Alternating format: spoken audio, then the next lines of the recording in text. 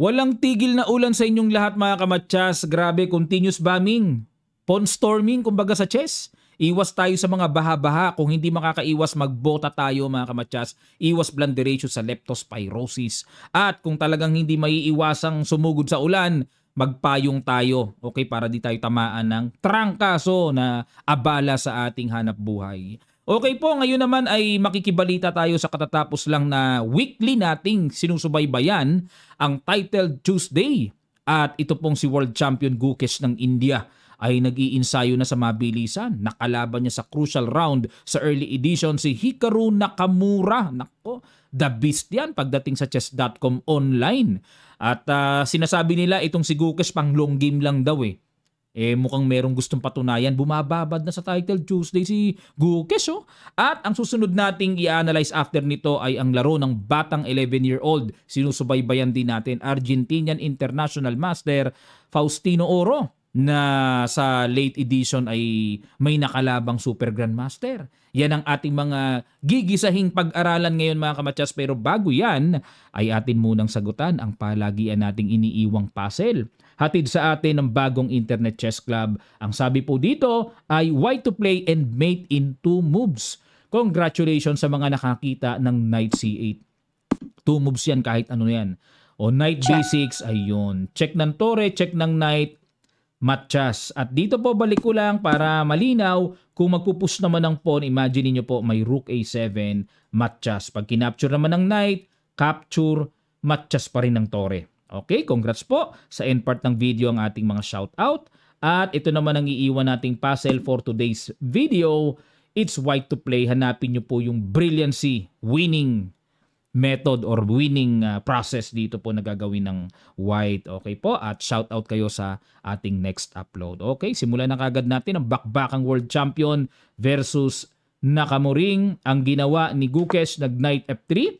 Kunat muna, D5 si Naka. Nag-G3, ayan, magpa-fianchetto, no? Fianchetto, development, dini-D4 talaga yan. Dito po kasi mga kamatsas, kapag nag-castling lang ang puti, sasamantalahin ng black na kontrolin ng massive ang sentro. At syempre, basic principle, control the center. O ngayon, malakas yan. Kaya hindi dapat hayaang maggagayon. Dini-D4 yan para mapreno-preno yung balak dito ng black. Nag-Knight D7. Ayan ang bookline pero medyo nakakapanibago kasi usually diretso na yan eh. Knight F6 tapos castling na kagad eh, no? Dinelay pa eh. Knight D7, castling, Knight GF6 at nag-C4. Ayan na. Natural yung ganyang lagi natin nakikita yan. Ano? Ginagambit talaga yung C4. Pero dito po, inaccept ni Naka yung gambit. Knight A3 para babawiin. Ayaw ipabawi pero unstoppable na pala yan. Kasi takes, may Queen A4, check naman double eh. So importante, kumbaga, nabawi ka agad yung ginambit na pawn. Bishop E6, hinabol ng development, Queen C2 umilag, kinulit ng atake, ayan. At yan ang lumalabas po na bagong kimchi, bagong biryani pala.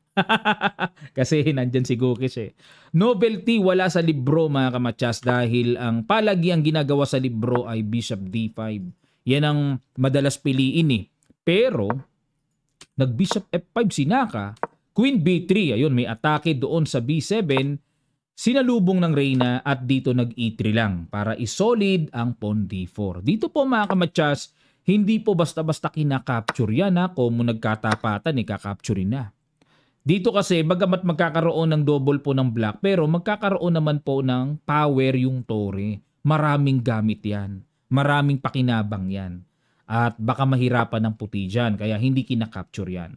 Nag-E3 lang muna at nag-castling. Ganon din naman po sa black. Pag kinapture naman yan, magkakaroon naman ng power ang Tore. Okay, sana matuto po tayo sa ganyan diskarte, no? Bishop D2 at nag-Bishop E4. Kumbaga, sinecure dito ni Naka na, nako, anytime na umalis ang Knight, meron ng pang-kontra, obligado, ma-exchange talaga yan dyan. So, talagang tinapatan na ni Naka. Queen A3, tineret ang pawn E7 at dito nag-Queen C7 dinipensahan. Nag-Rook A C1. O, dahil nandyan ang Queen, tinatapatan ng Tore yan. Tapos, ang mga susunod na plano dyan, mag-B4, B5, At dito nag-rook D8. Hindi pinansin ni Naka. Dinevelop niya lang ang tore. Knight E5. Ayun na. Kumbaga, hinamon na ng palitan. Tinanggap ang palit. At nag-bishop F8. Ang gusto ni Naka, pagka tinulak ang pawn, may pressure doon sa queen. Pero binad mo ba ng computer, mga kamatsas? Ang gusto ng computer dito ni Stockfish ay Knight E4. O, tingnan lang natin sandali, no? Bishop A5, tapos magbi-B6 daw. Ha? Papakain yon? Parang mawiwik yun. Kasi no choice naman kundi takpan no? Tapos magda knight takes C6, threatening knight takes E7. Check, may queenless. Ayan po yung paparating. Pero mag-rook D6. Grabe, ang lalim. Malalim. Kakapturein to. Tapos knight takes, capture, and bishop B4. Tapos mag-rook A D8. Na dito po ay lalabas 2 minor pieces sa isang tore. Okay? Na kitang-kita sa evaluation bar, pabor sa black. Kaya dito po ang sinasuggest ay knight E4 Pero ang ginawa dito ni Naka, nag-bishop F8 siya. Nag-B4, ayun, parang panakip kagad, no? At at the same time, may B5 na paparating, pang pressure naman sa C6.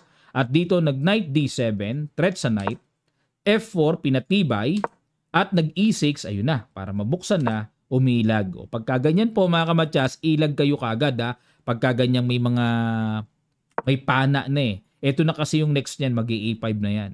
Ipe-pressure na yung B4, okay? Para makaiwas sa mga ganyan, iniiwas talaga kagad. At nag-knight F6. Ayan, binalik ni Naka. Queen D3. Okay, para maiwasan yung lundag ng knight. Nag-queen D6. King to G1. Ayun, kasi check Okay, kaya iniwas ni Gukesh. Queen D5. Yun nga lang, kontroladong-kontrolado ni Naka yung E4 square. May threat pa sa pawn. Ayan. Nag-rook D1. Aba, pinabayaan yon. Pakain talaga. Kinagat talaga ni Naka, mga kamatsas. At nag-E4. Ayun. Kumbaga, ang plano ni Gukesh medyo malalim, Pang long game talaga si Gukesh yung tirada niya. Malalim kasi pinakain niya, tapos nag-E4 para di makabalik. At ang gusto niya, i-trap yung queen. Mag-rook A1, queen B2, tapos rook B1. Imagine niyo po, wala nang tatakbuhan ang queen ni Naka. At the same time, pag E4, ano nga ang solusyon? Parang na-misplace no? Nag-queen A4, obligadong takbuhan yan. Kasi wala na, makukulong Nag-bishop E1, yun lang, mga kamatsas. Kumbaga nasobrahan sa pasakali. Kumbaga dapat daw ang tira dito F5 na. Ayun, F5 na. At ang nakikita ko dito, yung mga ganong sundot ba? Ayan, may mga ganong sundot ako nakikita. Tapos, basta yan po ang tira. Okay, etc. etc. Malawak po yan, pero garantisadong mapapakinabangan ng puti. Yun nga lang ang ginawa, balik tayo sa ginawa ni Gukesh, Bishop E1, nag-A6. Ayun, makasigurado muna na pag Queen B5, talagang buong-buo ang reynang matibay yan kasi may A6 na Diba? Kasi kung Queen B5, takes, medyo mahina pa kasi papasok pa yung tore doon So pag Queen B5 ang plano ni Naka, A-pawn ang ipangka-capture niya pagka nagkaroon ng exchange. Ayun. At baka mapatanong kayo, Coach, bakit hindi kinapture yung B4? May queen naman. Kasi po mag-rook A1. Tapos kagad ang laban. Laglag ang isang pyesa. Obligado, mag-queen B5. Capturein lang, laglag Okay? Yan, kaya ingat tayo mga kamatya sa mga libre-libre. Tingnan muna nating mabuti. Baka mamaya, trap na pala yun. Balik tayo sa ginawa ni Naka. Nag-A6 at dito nag-G4. Ayun, kumbaga mag-G5 or F5. Ayan, pawn storm, atake. Queen B5 hamon at nag-Queen F3. Siyempre po, dihado na ng pawn di ba? Napingasan ng pawn sa A2. Dapat talaga umilag sa mga posibilidad ng exchange. At hanggat maaari, panatilihing may mga pyesa at ipang-sabog, kumbaga ipang-atake ang mga pyesa para makompensate. May kapalit yung isang pawn na nawala. Nag-knight D7. Ayun, gustong i-exchange. Hanap-hanap talaga si Naka ng simplify. Nag-bishop H4. Ayun. Bad move ang binigay dyan sa tira na yan ni world champion. Dapat daw ang tira ay knight to D3. Ayan, atras lang daw. Okay, iwas talaga sa exchange. Balik tayo. Bakit naging bad move ito? Simple lang ang ginawa ni Naka. Knight takes. Okay, palit-palit. May threat. Obligadong intindihin ang knight na yan. Rook D7 at dito nag-rook F1. At ayun. So, depensado naman yon, pinitas lang ni Naka. Okay, tineret ang pawn sa D4 o nakatret. D5, ginulo na lang. CD5, CD5 at dito mga kamatcha, sinimplihan na lang ni Naka ang bagay-bagay, nag-Queen D4 check. Sumuko na ang world champion. Nawalis bigla. Nawalis ang mga pawns. Nangitim, kumbaga. Wala na, walis eh. Kung gagawin ay King H1, kakapturin lang, mauobliga pang queen to queen. Eh di lalong wala ng kabuhay-buhay pag nawala na yung queen ng puti. Pag naman nag-bishop F2, ang gagawin naman ay queen takes E5. Diyan naman pipitas. At obligado, kakapture na yan, then queen takes E6. Tingnan nyo po. Dito sa king side, 3 versus 2 lang. Tapos sa queen side, talagang grabe ang nangyari. 3 pawns up. Sinuko na ng world champion. Iba talaga si Naka, mga kamatsas. Talagang, dito kasi hindi sumali si Magnus sa early edition eh. Hindi sumali. Ang panapat ko dyan kay Naka, si Magnus talaga eh. O kaya si Niemann, ayan. Pumipitas din ng panalo si Niemann dyan kay Naka. Si Radiscarte din Naka kay Niemann eh. O ayan, talagang. At ang nag-champion po sa early edition, walang iba kung hindi si Hikaru Nakamura. Okay po? At dahil natalo nga si Gukesh, dito kasi talsik ka kagad pagka natalo ka eh. Gawa ng andaming players eh. Okay po, at ngayon lipat naman tayo sa late edition. Interesting game by 11-year-old Faustino Oro against Super Grandmaster Gustafsson. White dito ang batang sinusubaybayan natin. Nag-E4 si Fausti, E5 si Gustafsson. Ayan, Gustafsson pala. Gustafsson yung pagkakabigkas ko kanina. At tinirahan ng, Gyoko Piano ang pinasukan. Nag-castling, at nag-C3. Okay, at magdi-D4. D5 kaagad ni Gustafsson at takes. Nag-H3 para wala pong bishop G4. At nag-knight B6, threat ang bishop, atras lang. Nag-H6 para wala ring knight G5, ganon na makakapagbigay ng pressure. Yan po yung mga iniiwasan ng ganyan eh. Rook E1, threat, Rook E8, depensa. Okay, at yan ang lumalabas na bagong tira sa laban na ito dahil ang nakarecord pa po na nakikita ko dito sa opening database ay Bishop F5. Ayun, parang threat, counter threat dito sa Pawn D3. Pero si Gustafsson, dinipensahan muna, Bishop C2, at nagbabalak yan mamaya na magdi-D4, no? Hindi yan parang pawn lang na bad na nakabara. Magdi-D4 po yan. At nag-A5 dito, okay? Para maiwasan na rin yung B4 na pang-istorbo na makakapagpaalis ng bishop. At nag-Knight BD2, develop lang. Bishop F5, tineret ang pawn sa D3 at nag-Knight E4, binarahan, may threat pa.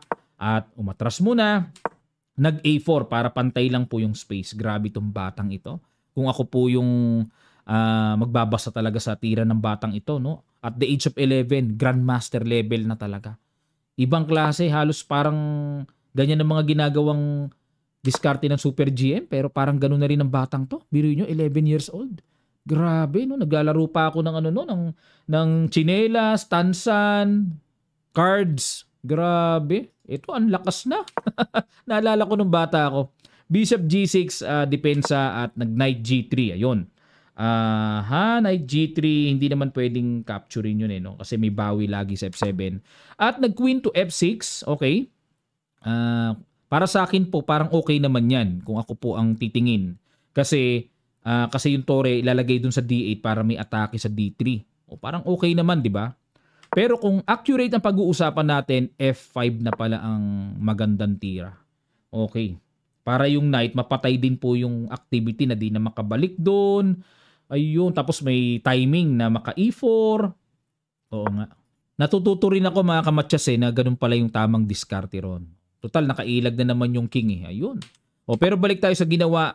Nag-Queen F6, Queen E2, Rook AD8, atake, at nag-Knight E4. Nakabalik tuloy yung knight.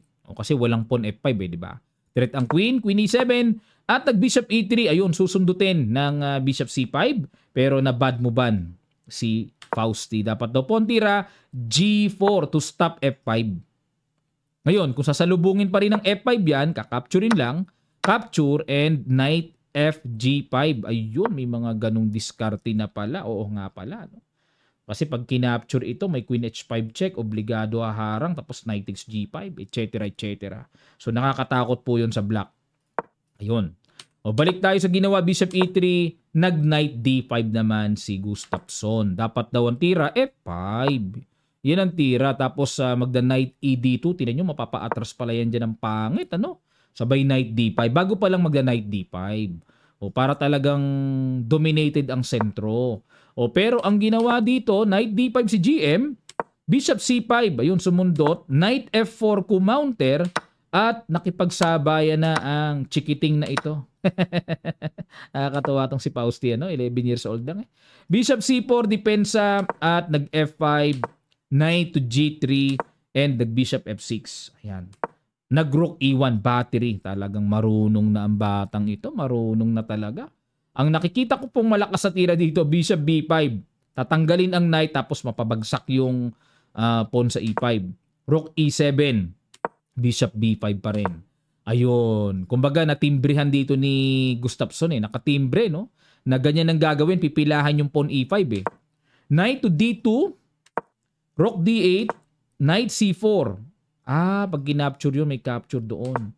Rook D5. Ayun. Na bad move si Gustafsson. Pero ang plano kasi ng black dito, kumbaga kahit capturing yan, depensado yung pawn A5, depensado yung pawn E5, no? Pero accurate pala dito ay F4.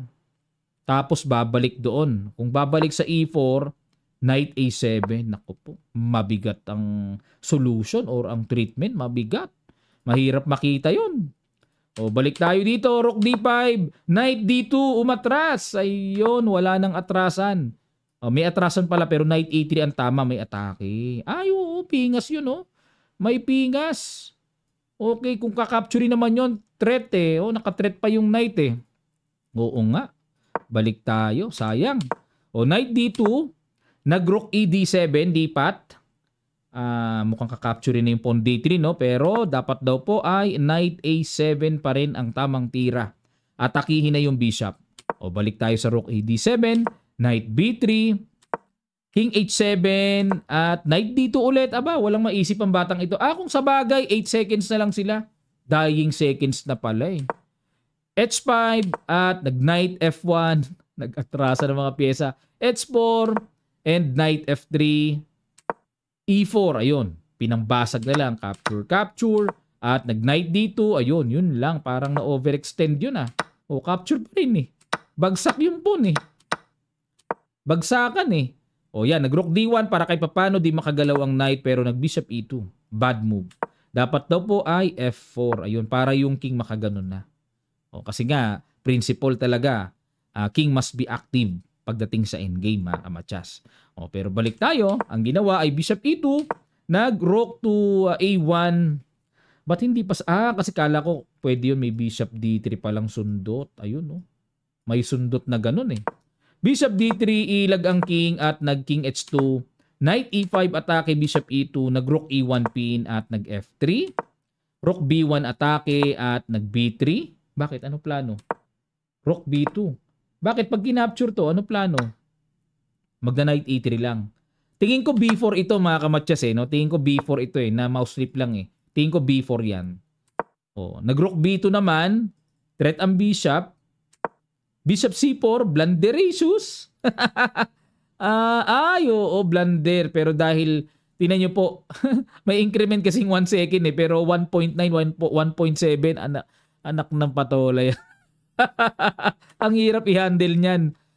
Talagang segundo na lang talaga. Dapat ang tira ay B4. Ayun. Bishop C4, may Knight F3 kasi. Pero dahil sa kakulangan ng oras, nag-Knight G6 pero, ayun. Nanalo si Fausti dahil naubusan ng oras dito si Super GM Gustafsson. Ayan. Kung matatandaan nyo po, si Gustafsson din ang tinalo ng ating kababayan sa Thailand na si tinalo ni FMR ka. No? Kung natatandaan nyo po, mga kamatsas. So, itong batang ito, inspirasyon to ng mga chikiting talaga, no? Mga bulinggit na talagang kayang makipagsabayan sa chess talaga. Walang edad-edad na sa panahon ngayon eh. Wala nang edad-edad eh. Basta quality ang training mo, talagang bata ka sa tournament, bata ka sa aral, pwede kang manalo against kagaya nito. Super GM yan, pero boss, grabe tong si Fausti, malakas talaga. At kung matatandaan nyo po, ito yung nakalaro ng ating kababayang Grandmaster Oliver Barbosa nitong nakaraan lang. Medyo kumbaga sa ano yun, nanibago lang si GM Oli at talagang batak kasi itong batang to sa mabilisan eh. Ang mga laro kasi ni GM Oli, puro long game po ngayon. Round robin o kaya Swiss. Batak sa tournament sa long game. Tapos biglang magbi-blitz. Tapos ang kalaban pa itong batang ito na sanay sa mabilisan. Medyo maninibago talaga. Pero alam ko po si GM Oli talagang mabilis din talaga yung kababayan natin na yun. Laging 3,000 ang rating nun. Kung di, 2,900 sa mga online. Ayan. Pero shout out sa aking minamahal na kaibigan, Grandmaster Oliver Barbosa na nasa USA. Ganun din si Grandmaster Mark Paragua. Shout out sa inyo dyan. Sana makauwi kayo sa Pilipinas at get together tayo. Okay po mga kamatsas. Yan po ang pang number 7 dito si Fausti. Number 7, not bad. Grabe tong batang ito. Okay, ito na po yung mga shout out natin. Habang hinahanap ko po, promote ko lang din yung aking Kamatsyas Super Supporters. Ayun, join na po kayo. Every Sunday yon live training. So, napakaganda po. Marami na po ang nag-join. So, samantalahin nyo po yung opportunity. Habang tayo po, o habang ako po ay nakakapagturo pa ng aking mga favorite openings. Ayan, naku, try nyo lang talagang matututo po kayo. Di man kayo maka-attend ng live, pero anytime naka-replay na yon, marireview nyo anytime. Pati yung mga nagdaang live streaming o live session, mapapanood nyo po yun. Okay po? So, ang link po nasa description below. Tingnan nyo lang po para maka-register kayo. Click and read the details. Okay. So, ito na po yung ating mga shout-out. Yun, daming nag-comment shout-out natin ang kauna-unahang nag-comment sa ating last upload na si Juanito Is. Ayan, shout-out. Ayan, si GZ08, shout out. Canton Mix. And Judy Cabafranca. Jason Non. Willie Galit. Arkang. Jeric Francobet. Sino pa? Si Mark Angelo Delgado. Reysa Benacio. Road Wanderer. Shout out. Jared Zac Rivera. Sino pa? Henry Villalon. Petarda, shout out. Sakrain Sarip. NJDJ2. Dionisio Rufo. Rogelito Aquino. Recto Macaso. Raymond De Vera. Your Sweet. Raymart Quanico. Nilo Bandik. Jexter Dungay. Cesar Garcia Jr. Dari Livan Basi. Aljon Tongsan. Ayon. Congrats po and shout out sa inyong lahat. Dami kong shout out for today Ayan, sa mga susunod po shout out kayo, sagutan nyo lang po yung puzzle. And thank you so much po sa inyong suporta na palagi ang nagko-comments and nanonood. So pag may dumaan pong ads, para nyo lang po suportan nyo na po sa Kamatsyas. Maraming salamat. Magkita-kita pa tayo sa mga susunod pang chess updates.